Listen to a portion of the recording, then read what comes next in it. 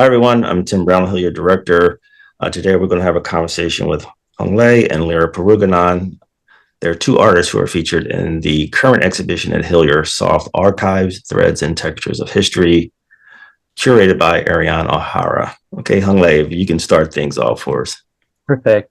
Hi, everyone. My name is Hùng Lê, and I am a textile artist based in Kansas City, Missouri. And I'm really excited to talk to you guys more about my kind of artistic practice and what the work that I'm kind of making and the part of the show. So I was born in Vietnam, and I immigrated to the United States when I was 7. And immigrating at such a young age has caused a lot of dissonance with my own sense of identity. And so moving from a very homogenous society where everyone looked like you and your loved one to a society that was very diverse. And so I was made aware of the differences in my identity at a very young age. And so, as a result of that, I really started to try to assimilate within American culture. And through that, I erased so many parts of myself that even now I really don't know what is real and what is not. And I think this is really where my kind of obsession with memory stems from, of wanting to really encapsulate these kind of dreamlike memories that I have of my childhood that I can't tell if it's a dream or not anymore. And so I really started to look towards art making as a way to, one, both make the kind of these imaginary thing concrete and to validate my experiences, where it's like, even if it's not real, there is something concrete holding it down. And so that is real enough for me. And then we can go to the next slide. But I grew up in a pretty Catholic environment. So the town that I grew up in Vietnam was surrounded by a church. And so whenever my family immigrated here, that was the kind of community that they kind of gravitated towards. And this was also my kind of introduction to fiber and textile. My parents worked essentially 7 a.m. to 7 p.m. in their kind of very work clothes, casual and very comfortable and more necessity driven. And then I would see this kind of Cinderella like transformation every Sunday where they put on their best clothes.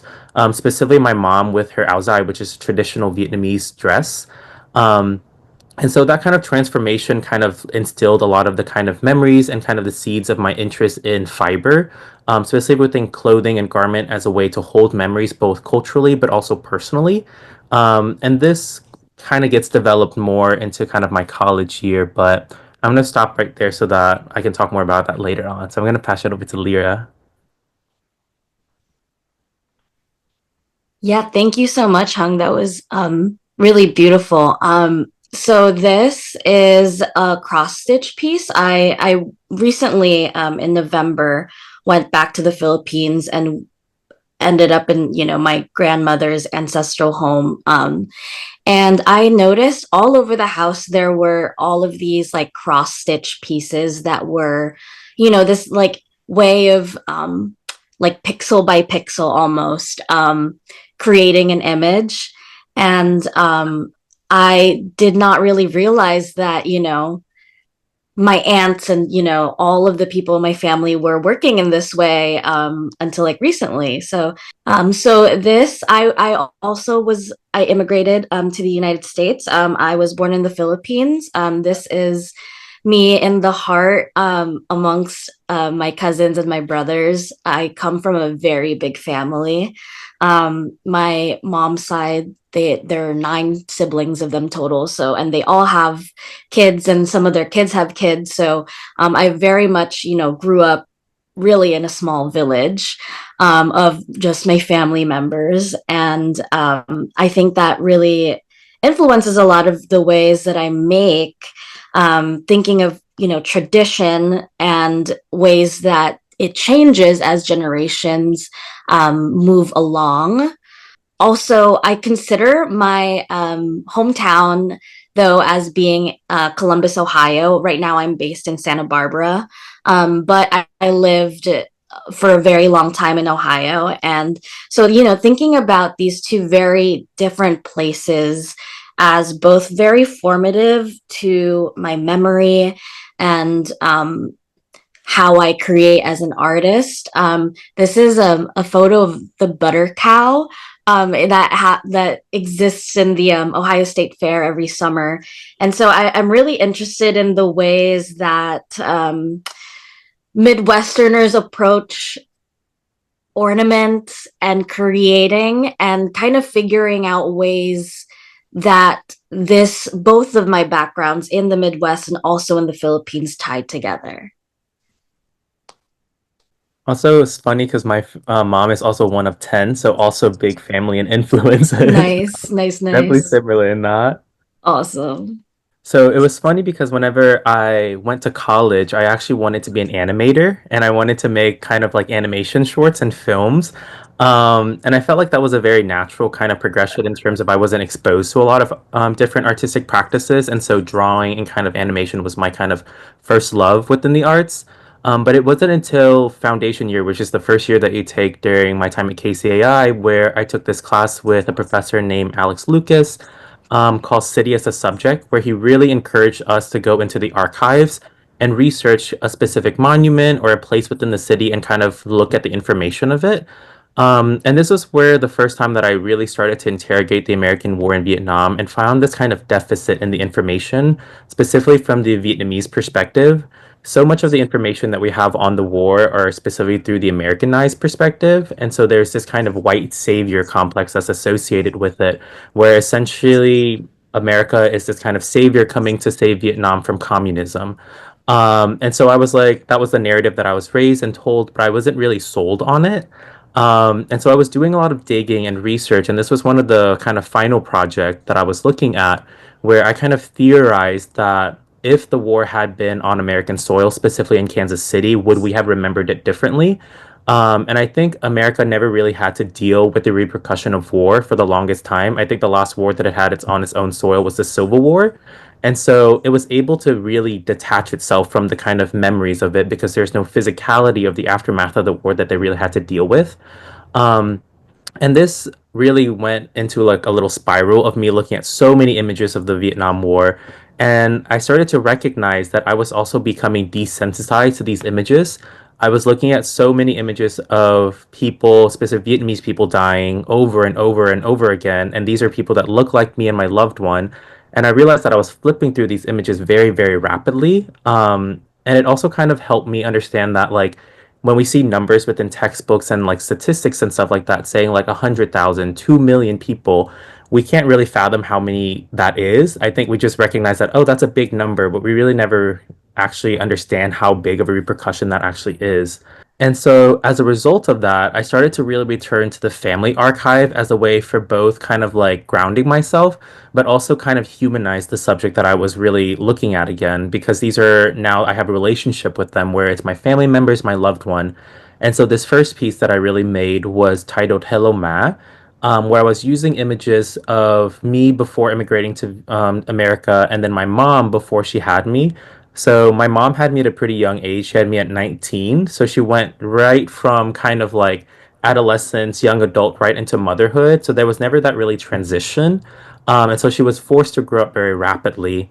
And so similarly, when I moved to the United States, became kind of a connection point for my parents. So at a very young age, I was expected to translate government documents, bank statements, and that was really hard because I mean, as a 9 year old, you don't really understand taxes really well. And so, in similar capacity, I was also forced to grow up very rapidly. And using these kind of family archives and family photographs to parallel my experience really helped me to understand my mom's experiences and understand her experiences and kind of the relationship that we had a little bit more. And I come from a family that we don't really talk about our feelings or emotions or history a lot. And so this was kind of a way for me to really look and empathize with her and the kind of decisions that kind of led us to where we are now. Um, but yeah, I'm thinking that's going to pass back to Lyra on that. That was beautifully said.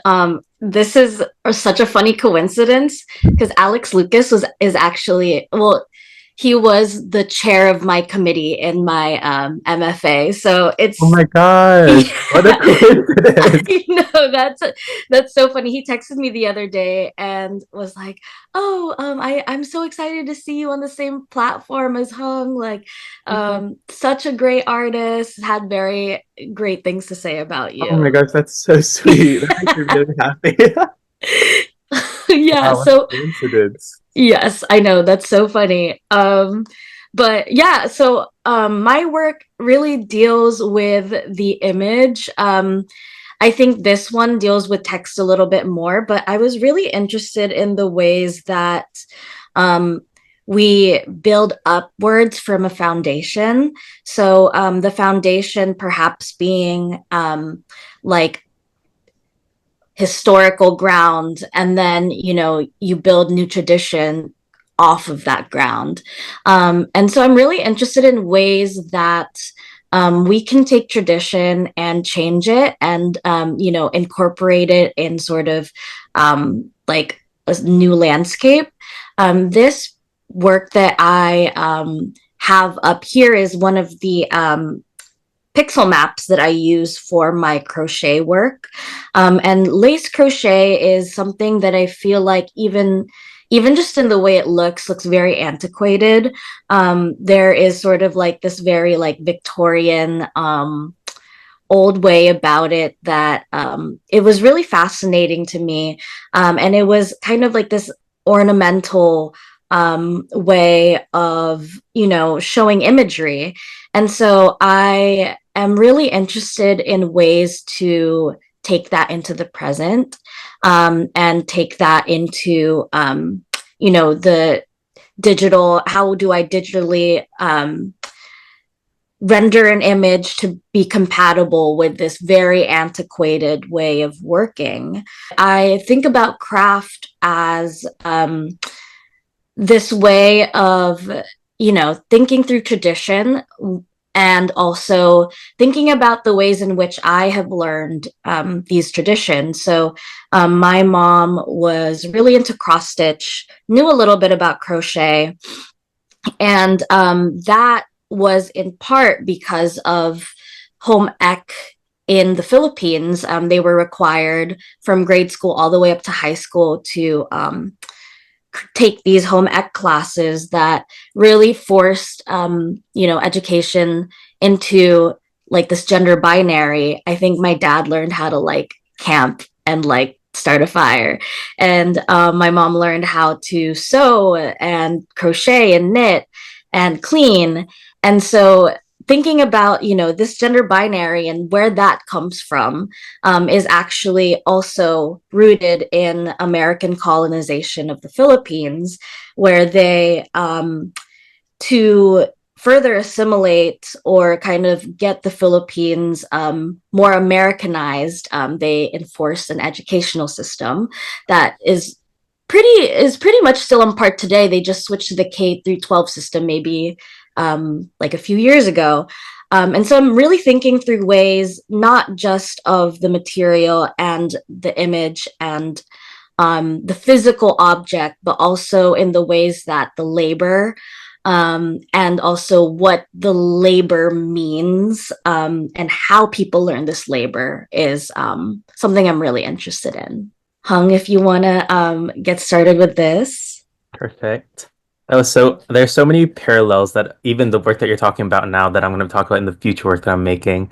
So I have two pieces within the exhibition. The first one is Death of a Foreign Little Boy, which I made as part of my senior thesis. And so for this piece, I feel like senior year on your undergrad was pretty tense. I had a lot of mixed emotions. And one of those was that I always viewed myself as kind of two separate identities, one before moving to the United States and then one afterward.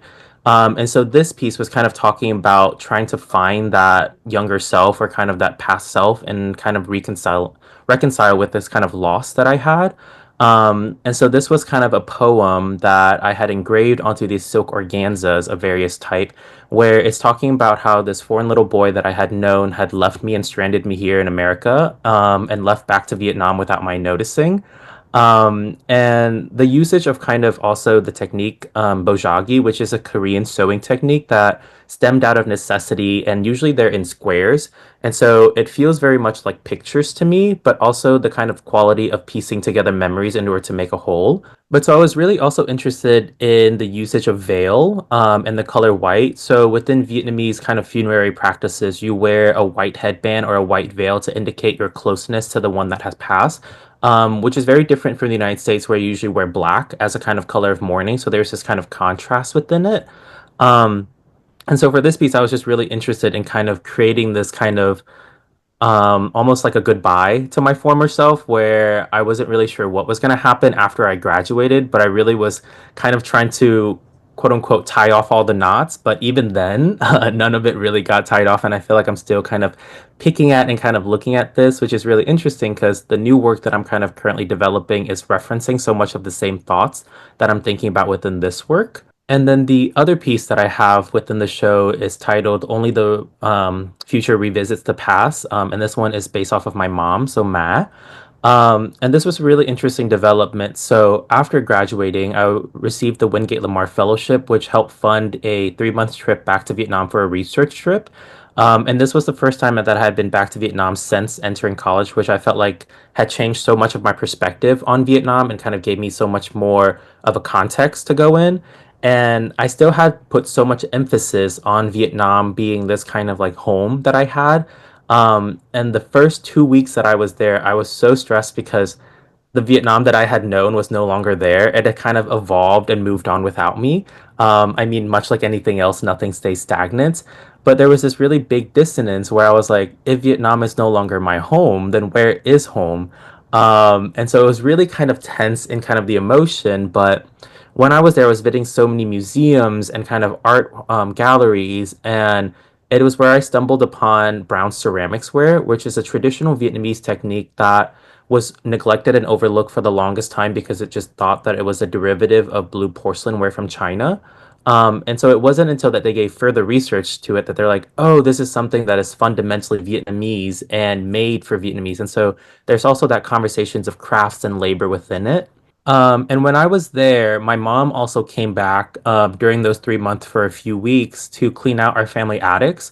And when she was cleaning it, she found boxes of family photos, which felt like a gold mine to me because I had never had so many family photographs to kind of look and reference as. And this was the first time that I had also saw my parents and my grandparents and my aunts and uncle as kids and children.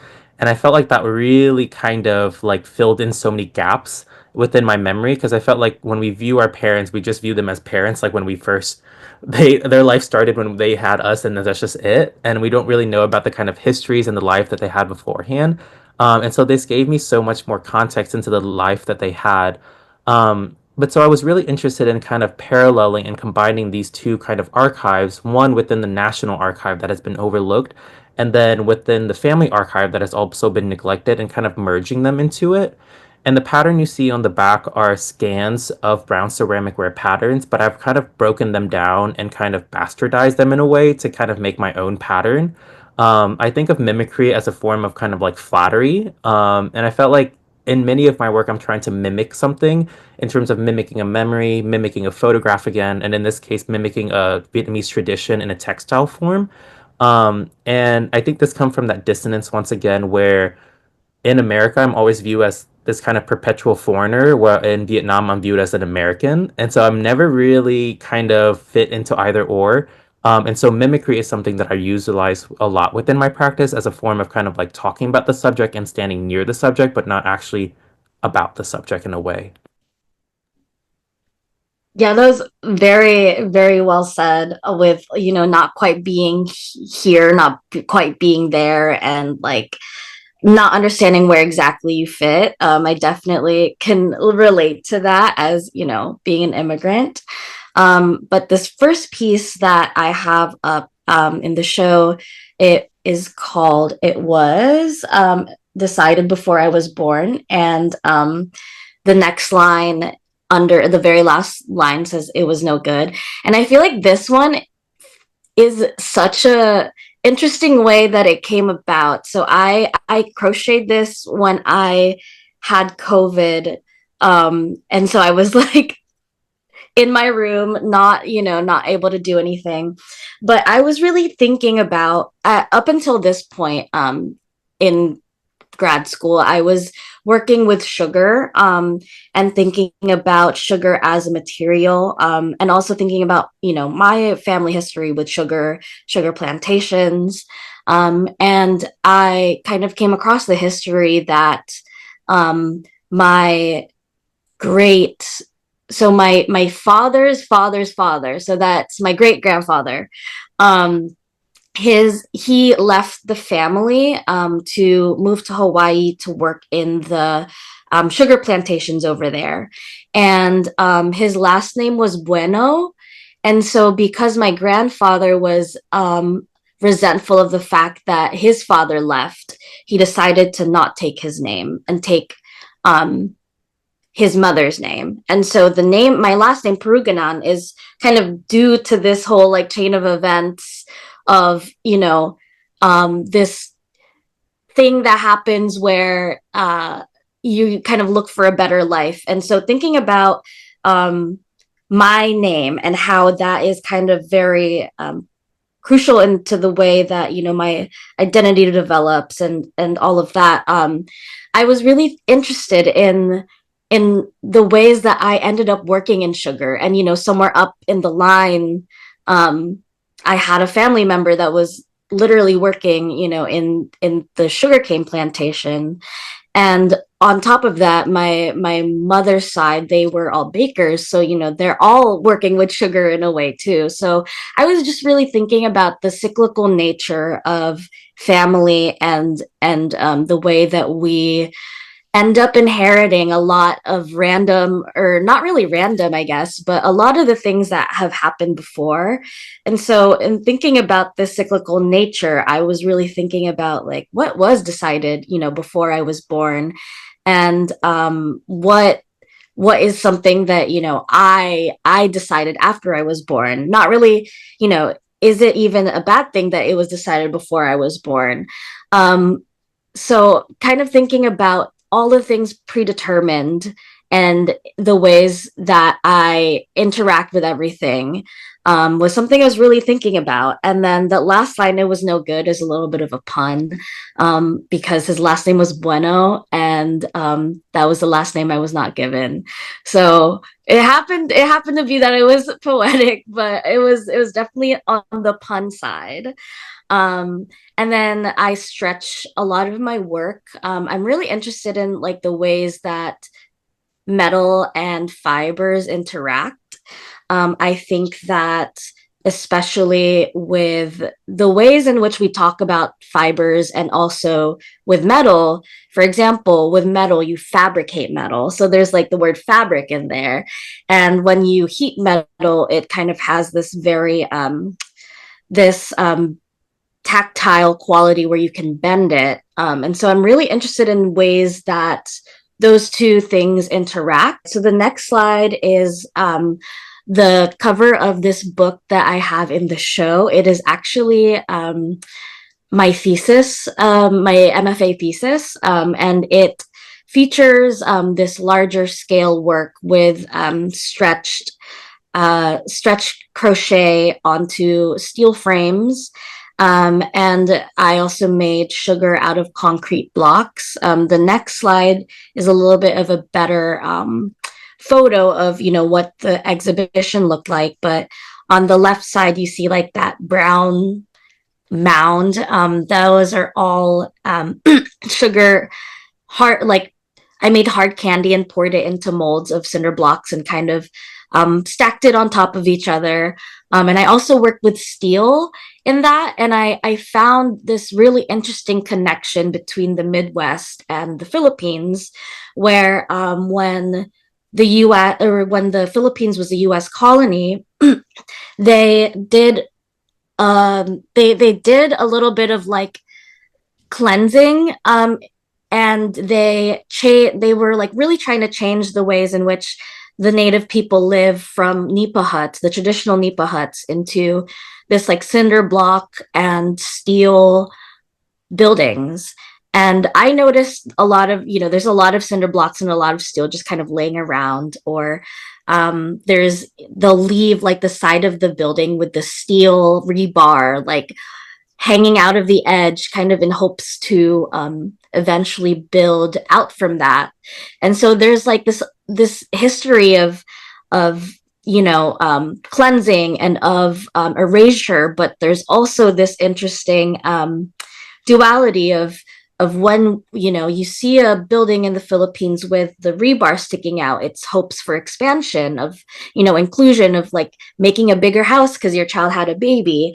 So I'm really working within the dualities of desire, damage, hard and soft, and also trying to tie in my upbringing from the Midwest, as a steel manufacturing and also like a concrete manufacturing area, and that being shipped to the Philippines as a means to sort of like create like this American stronghold. This next piece is more metal work that I have done. I'm really interested in metal gates. I think they're interesting in the ways that they're very ornamental, but they're very hostile in that they're there to keep things out or keep something in. And so I was really interested in the ways that I can like take that and change it around, where making it purely ornamental was something that I really was interested in. And then on the left side, this piece is called Heartland Gated, and there's this sort of like John Deere, like deer in the middle, that is set in some rebar. And so I'm like, thinking through more of not just my Philippine upbringing, but also thinking about the ways in which Midwesterners will choose certain icons or certain materials to kind of mark themselves as Midwestern, or these things that are very accessible to people in the Midwest. So that is the work that I have in the show, and it looks so cool. Ari and Diego did such a good job installing everything. This is where I feel like there's going to be a lot of parallels within our work, even when I'm Yeah. Um, and so the current, I was recently awarded the Charlotte Street Foundation Award, which came with a show at the Spencer Museum, which I'm kind of working towards in the fall right now. And one of the subject matter that I'm really interested in, along with a few others, is the kind of parallels between weddings and funerals, specifically with the usage of veils. I'm really interested in how within weddings you're using it to cover up usually the bride in order to hide the images of it. And similarly to funerary practice, you're usually swaddling them up or wrapping them up in kind of a veil, usually white. And so there's this really interesting kind of parallel between like the beginning of something versus the end of something or the beginning of something new. And at the same time, I'm thinking about these kind of practices. I'm also thinking about the kind of current context of how bodies of colors are kind of being viewed right now within the art world. So much of my work is representational and show images of my loved one, but I feel like there's always this kind of weird dynamic of selling my work in the sense of like it feels like a commodity now that I'm giving like my family away in a weird sense. And so one of the things that I'm really interested is the usage of patterns as a veil in order to camouflage a certain person or the kind of disruption of information and making it way harder for someone to actually access the information. I felt like so much of the artwork, especially artists of color, is made to be digestible. We're supposed to explain ourselves. We're supposed to have everything kind of handed off to them. And for the new work, I'm really trying to make it way more confusing in order to kind of challenge a lot of these notions. And so one of the things that I've been thinking about is during COVID, I lost my uncle. And so he was the first kind of family member that I lost within the United States. And so he was buried in Baton Rouge, Louisiana, which is where I grew up. And it was such a weird feeling because now I actually felt like I had roots in the United States, where beforehand I felt like I was very like, oh, the United States is this kind of temporary home for me, even though I spent the majority of my life here. But now that I have a loved one buried here, I felt like there's a tether in kind of a sense to it. And it was so funny because in I went back home for the winter last winter, and I went to Prospect, New Orleans, where I saw Tuan Andrew Wynn's film, which is one of my favorite artists.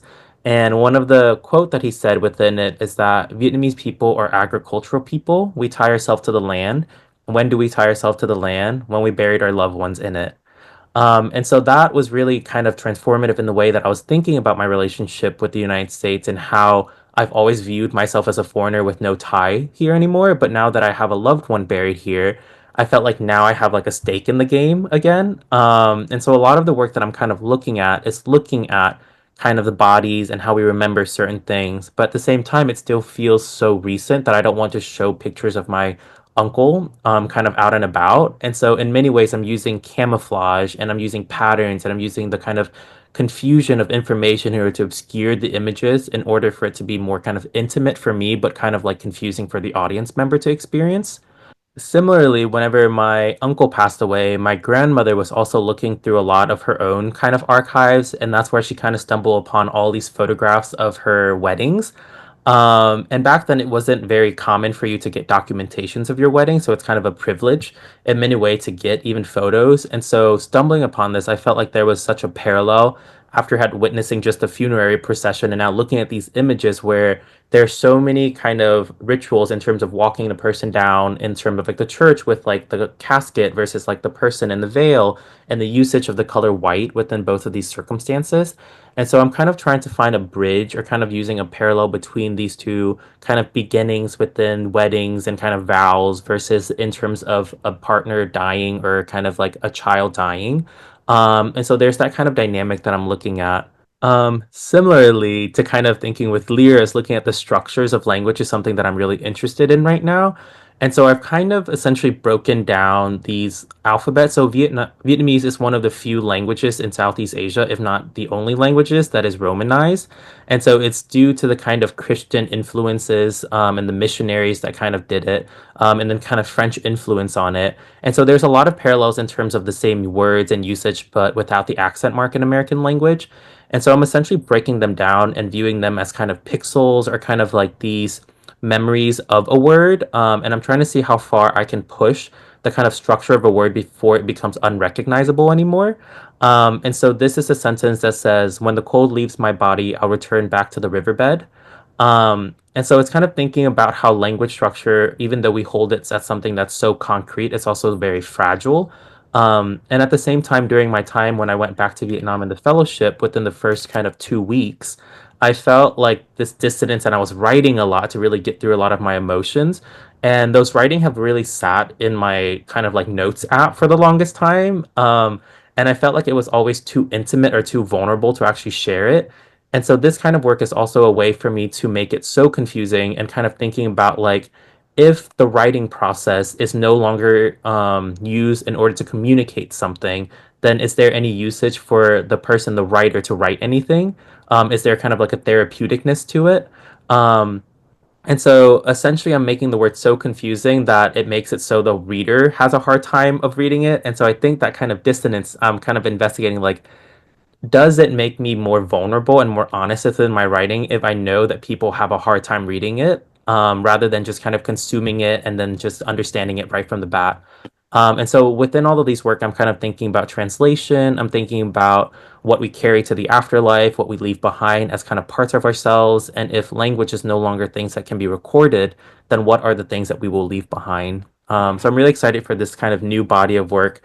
So if you guys are ever in Kansas City in the fall, the show opens August 26th at the Spencer Museum in Lawrence. So yes. Yeah, congrats on that. That sounds so exciting. And yeah, no, our work will definitely cross over a little bit.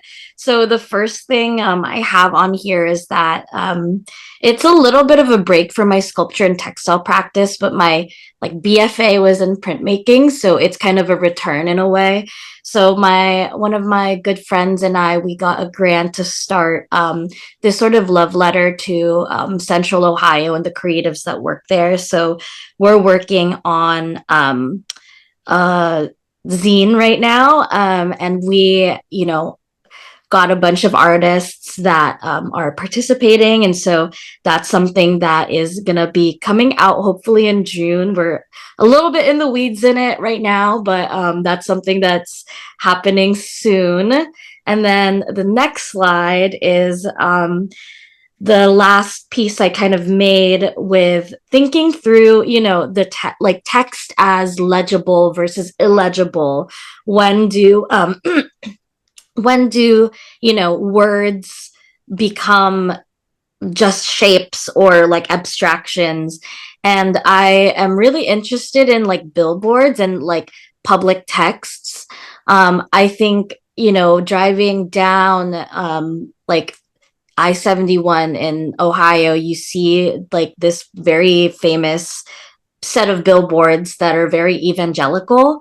And so really thinking about the ways that you have this very like religious high culture kind of blending in with low car culture and how those things clash. But also thinking about how they are really rooted in, you know, this evangelical practice is very interesting to me, and how when you drive past it, you can hardly read a lot of the texts because they're like in like that old English font where it looks like very Gothic. And so thinking about, you know, this very important word and how legible it should be when you're driving like 70 miles an hour. And so I took that image of one of those billboards that it's the Ten Commandments. And maybe you can kind of see like the start of it with like thou at the very left. But I took that image and I stretched it on this metal frame, and on the sides of the metal frame are a metal rendition of like real tree camo. So I'm really thinking about ways that, you know, not just the ways in which, you know, Filipinos and people of color use ornament, but also thinking about how, you know, my upbringing in this really odd campy landscape has affected the ways in which I think about ornament, and thinking about, you know, the markers of who wears, you know, real tree camo, who has, you know, this image of this billboard up in their house, and also in like lace where, you know, it kind of is very grandmother. So I'm really thinking through these sort of different visual languages that have always felt very unfamiliar to me, and kind of taking it as my own and kind of like navigating it through the lens that I come from. The next slide is my really the one of my big undertakings currently, very much in progress. I'm working through some archive of the peacock chair. So a peacock chair is what you see here. And, you know, it's very prominent in American culture, and where you see a lot of American historical figures posed in this chair. Huey P. Newton of the Black Panthers famously has like a portrait in a peacock chair, you know, like Jackie Kennedy, all these very like prominent Americans. And even like people, I feel like they rent these chairs out in like baby showers, and I see them in like events. And so I read this hyperallergic article recently that kind of exposed like the history of why this chair is so prominent in the US. And it turns out that it was because when the Philippines was an American colony, they used prison labor to manufacture these chairs. And one prison in particular was like very, was kind of like the main manufacturer, and it was the Bilibid prison. And so I was like digging a little bit more in the archives, thinking about what exactly does it mean to be involved in craft practices as a person of color, especially when they are rooted in Western craft practices. For example, like I work a lot in crochet, which is very Euro, I feel like very Eurocentric. And thinking about metal, which it's kind of like spread everywhere, but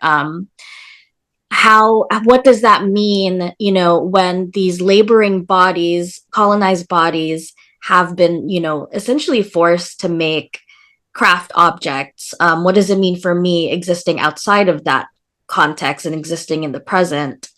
And so I found this specific page from the catalog of the prison, sort of that specific prison's like industry of the type of things that they made. I think like their most common good was wicker and like woven basketry. They also did like machine work. They also did some crochet.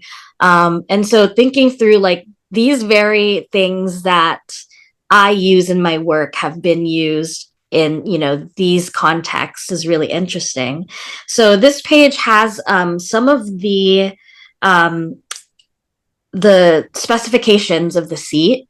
So there's, small, medium, large, and then they'll have like total height 59 inches, height of the back to the seat. So my goal was to kind of work exactly from as much as I can exactly from this archive, with as little, I feel like this information is pretty vague too, so it gives me a little bit more creative liberties, but working with it in something that is lasting like metal, that also, connects to my Midwest roots of being from the Rust Belt. And then the next page is the work in progress that I had from, I think, last week, really. But it is the steel frame of the chair. I used square hollow bars, which if you ever work with metal, you can't bend that. It's a square that you try to turn into circle, it'll like kink. And so it making little cuts at every sort of curve and welding it all together and really making it this very in this very precious way has been very laborious, but really really does force me to reflect upon its history. And so that's kind of what's in the works in the studio. And further, right now I am really just figuring out how to make outside of an academic context. I just graduated with my MFA last year and have been teaching at UCSB. So now I'm trying to figure out what happens when I don't have that easy of an access to this historical archive. Perhaps it turns back to the family. And so that is what I have planned for sure. Yeah. Wow, those were two amazing presentations. Thank you both. Any questions for our guest speakers? Hi guys. I love the way that you guys talk about your relationship with like laborious artworks and how long it takes and the little kinks, and like I just know that filet crochet is like the most time intensive thing, and like you're doing all these laser engravings and like stitching by hand, and it's like there's so much time and effort that goes into these works. Can you talk more about your relationship with like the time that it takes to work through all of these memories? Lyra, do you want to go first? Sure. For me, it is the way that my brain works through a lot of things. Like sometimes I can't find the easiest way to do things. So I think it's like my instant, like, okay, I'll do this because, especially with metal, there are many easier ways to do it, but I think my brain couldn't figure that out. So it's a little bit of like fabrication and like me thinking through that, but also thinking about the ways with crochet, thinking about the like easiness of an image and the sort of like laboriousness of like the crochet process itself is so like a nice duality that I like to work with, especially in that, I can just make a map. I also think that, crochet is stretchable, and there's this way of lace making is conducive to a lot of the sort of material aspects that I like. So I think the laboriousness is important in the context that I am working with like the image and working with like a sort of like quicker way of like mapping. But the process itself, I think, is more on the materiality of it, rather than the laboriousness of it. I'm very similar. I always find like the hardest way to do something. I feel like even when I was a kid, I was doing math problems and I'll take like 15 different steps when there's like two steps that you could have taken. But I also think that like from my kind of work in terms of like beginning with a lot of so many imageries of the war and looking at the war, I became really desensitized to them. And I felt like the laborious process, specifically whenever I combined the laser engraving images with the embroidery process, it really forced me to slow down and spend time with one single images for however long that I'm looking at it. And I felt like that kind of time spent made me realize so much of the detail of the photos that I had not realized before. And I felt like in many ways that was for me to kind of connect with the subject that I'm making with. And I also think there's so much disconnect, specifically within the United States, to our kind of products or what we eat, what we consume. There's this kind of detachment from it that everything is so ready made and like handed to us. And there's a kind of rapidness to that, where even as artists, we're expected to make so much work every single time. Like, we're like, okay, you just made work. What's the next thing? What's the new thing? And I felt like for me, kind of as a kind of saying like a fuck you to that, whereas like I don't want to do all that. I want to slow down. I want to take my time on things. I really want to kind of spend time with these images, but I also think that like there's a hand quality that I'm really interested in, where I just have to feel and touch things, where that makes me feel more like the materiality of it. Like with indigo dyeing, you're supposed to be wearing gloves so much of the time, but for me, if I can't feel the fiber under the water as I'm indigo dyeing, it doesn't feel right. Like I feel like I get lost in the water, even though I know it's there. And so like I had a habit whenever I was in my residency to be leaving like blue marks everywhere I go, just because I had like blue hands everywhere. And that was like, oh, Hung was here a little bit earlier ago because there's like blue little stains all over the place. And so I felt like the laborness of it also kind of ties me with the community of craftspeople, where for me, I feel like labor or the crafts is like a luxury in many way, where I have the luxury to sit and I have the luxury to make the work, where so much of craft was driven out of necessity, and these people are making it at a very rapid rate in order to sell the objects or to really make something that holds something for their family or what they needed. And so I think it's like the time that I've kind of built into my practice in order to really spend time with the subject and also just understand the materiality of everything a little bit more. And I think that kind of helps me fine tune my work and the kind of craftsmanship. Otherwise, I felt like I just kind of get lost in it. Yeah, I wanted to also say like the alienation between like the artist and the artwork, especially because we're both working in such like personal archive or like personal context that it's hard to alienate yourself from, that labor. And Hmm. so I think too, like there's, a lot of artists like outsource or like have like a fabricator, and for me I like to just be in the weeds of everything because it is so personal to me. Hmm. I totally agree with that. Yeah, Thank you both. And thank you all for attending. Greatly appreciate it. To everyone. thank you so much for having us. Thank you. Bye.